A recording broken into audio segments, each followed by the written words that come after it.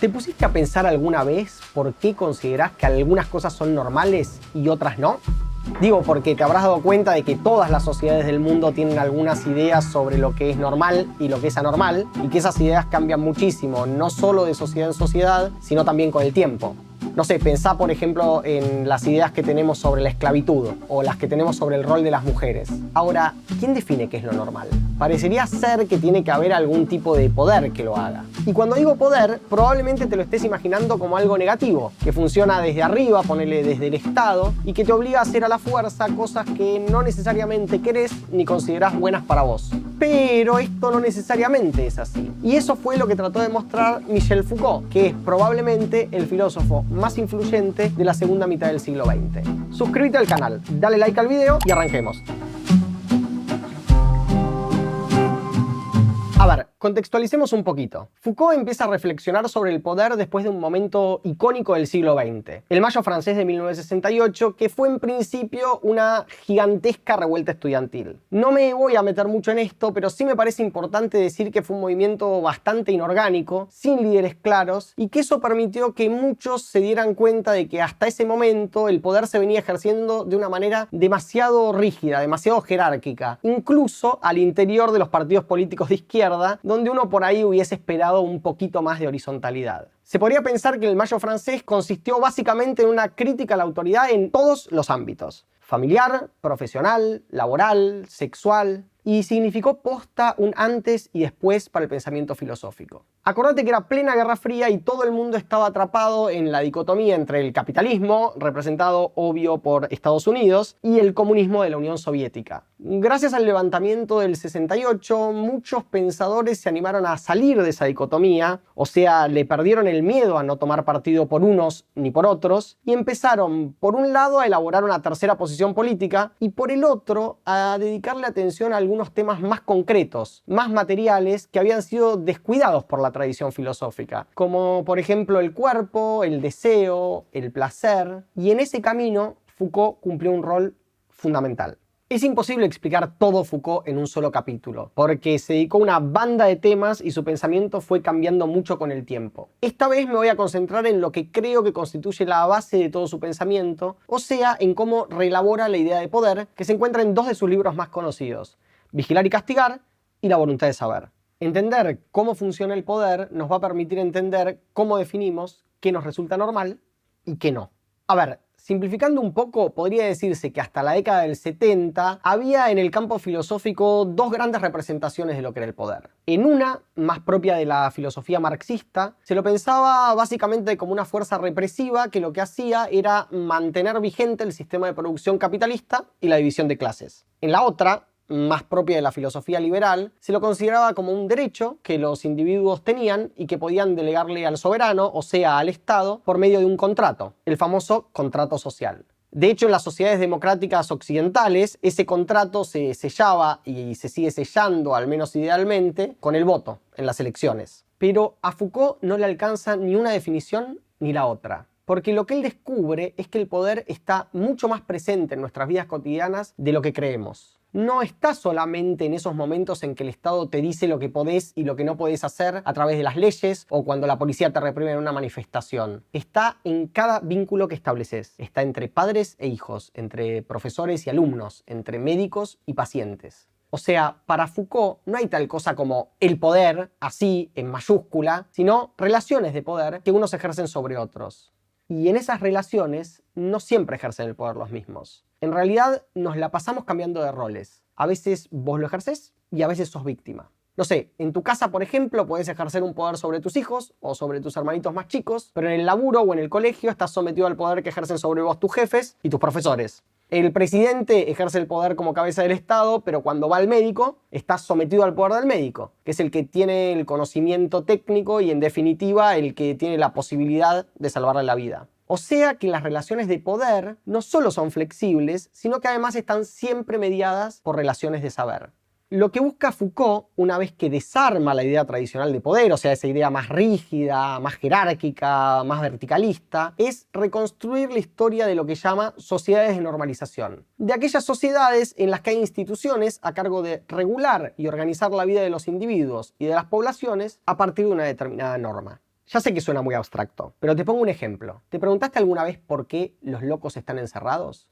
En determinado momento, las sociedades occidentales fijan una norma que determina lo que es estar cuerdo y lo que es estar loco. A partir de esa norma, que no es estática, que es flexible, la vida de los individuos se va a organizar de manera tal que si entras dentro del grupo de los cuerdos, puedes estar libre y tranquilo y disfrutar la vida, pero si estás dentro de los locos, tenés que estar encerrado. Este es un ejemplo extremo, obvio, pero incluso si no estás loco o loca, vos, sí, vos también sos un efecto de la normalización institucional. Porque quieras o no, te dieron forma un montón de instituciones. La familia, la escuela, la iglesia, la empresa. Para Foucault, cada una de estas instituciones fija en nuestros comportamientos, en nuestros hábitos e incluso en nuestros cuerpos ciertas normas que tenemos que interiorizar si queremos formar parte de una sociedad productiva, sea capitalista o comunista. Y acá es donde aparece el concepto más famoso de la filosofía de Foucault. ¿Escuchaste hablar del panóptico? Bueno, el panóptico es justamente la gran metáfora para entender cómo circula el poder en las sociedades modernas a partir del siglo XVIII. Básicamente es una cárcel diseñada de tal manera que un guardián, ubicado en una torre central, puede observar a todos los prisioneros al mismo tiempo sin que ellos sepan si están siendo observados o no. Lo loco de este sistema es que si funciona bien, en determinado momento, la sola posibilidad de estar siendo observados hace que los prisioneros se comporten correctamente. O sea, ya ni siquiera hace falta guardián. Y eso es lo genial del panóptico, que permite que el poder funcione automáticamente. Es así como las sociedades disciplinarias, que se basaban casi exclusivamente en el castigo ejemplar, por ejemplo en el encierro o en la tortura pública, empiezan a convertirse de a poco en lo que otro filósofo que se llamó Gilles Deleuze va a llamar sociedades de control, en las que el ejercicio del poder es un poco más sutil. Y este pasaje se corresponde con el pasaje de las viejas sociedades monárquicas a las modernas sociedades capitalistas. A ver, al viejo sistema de poder que estaba basado exclusivamente en el castigo, se le escapaban muchas cosas. Resultaba demasiado costoso, no solo en términos de esfuerzo y de tiempo, sino en términos materiales, de plata, enfrentar todos los problemas al mismo tiempo, y por eso lo que pasaba es que la mayoría de los delitos terminaban quedando impunes. Ahora, si este sistema es caro y es ineficiente, hay que mejorarlo. Especialmente si hay un nuevo sistema económico, el capitalismo, que necesita optimizarlo todo. Hace falta entonces encontrar una forma de ejercer el poder que no sea puro gasto, sino que vaya en el mismo sentido que ese proceso económico. Y eso es el panóptico, porque el panóptico justamente optimiza el ejercicio del poder. Si sentís que todo el tiempo estás siendo vigilado, porque hay cámaras, porque hay sistema de reconocimiento facial, porque trabajás en un espacio en el que tu jefe puede ver siempre lo que estás haciendo, vas a evitar escaparte de la norma. Y lo que descubre Foucault es que el panóptico en realidad es mucho más que una cárcel particular diseñada por un filósofo del siglo XVIII. Es, ni más ni menos, el mundo en el que vivís. Pero además del panóptico, en la modernidad gana protagonismo otra forma de ejercicio del poder, la biopolítica. Un concepto que está muy de moda en la filosofía de hoy y que podríamos definir como la preocupación creciente por regular la vida biológica de la población. De nuevo, ya lo sé, esto es muy abstracto. ¿Qué quiere decir regular la vida biológica de la población? Bueno, a partir del siglo XIX lo que ocurre es que los gobiernos empiezan de alguna manera a estatizar lo biológico, a preocuparse por la vida de la especie humana en su conjunto. Por eso es en ese momento que aparecen la demografía, los censos, el control de nacimiento, la medición de los índices de mortalidad, de longevidad. Ahora, ojo, para Foucault la biopolítica no es ni buena ni mala en sí misma. Es un hecho, es una forma del ejercicio del poder que apareció en un momento histórico y adoptó maneras diversas. Por ejemplo, los gobiernos que implementaron el estado de bienestar tuvieron una biopolítica que buscó mejorar las condiciones de vida, de higiene y de salud pública de la población, y en buena medida lo lograron. Y el nazismo es el ejemplo completamente opuesto, porque como todos sabemos, su biopolítica consistió básicamente en exterminar a buena parte de la población. Y si te pones a pensar, vas a encontrar 1000 ejemplos actuales en los que se está poniendo en juego la biopolítica. O sea, acordate, la regulación desde el gobierno de la vida biológica de la población, a veces para bien y a veces para mal.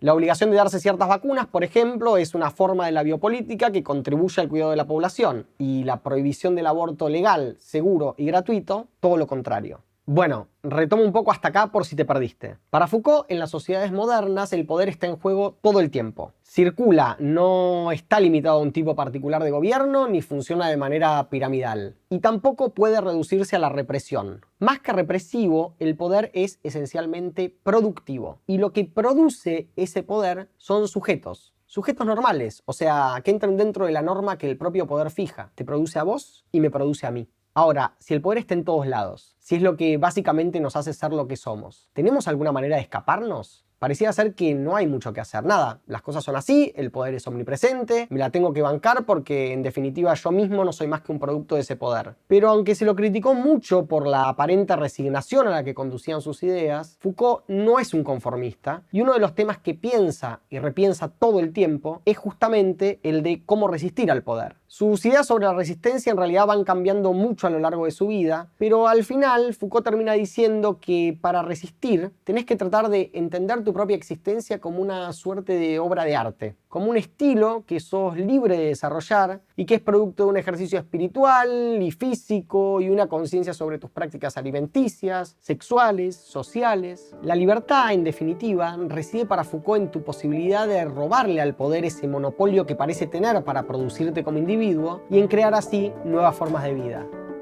en convertirte, por decirlo de alguna manera, en tu propio creador. Si te gustó este video te sugiero que le des like y además te cuento que es parte de una serie de videos de filosofía que forman parte de un canal hermoso de Filo.news al que te recomiendo que te suscribas y actives las notificaciones para no perderte los que vienen.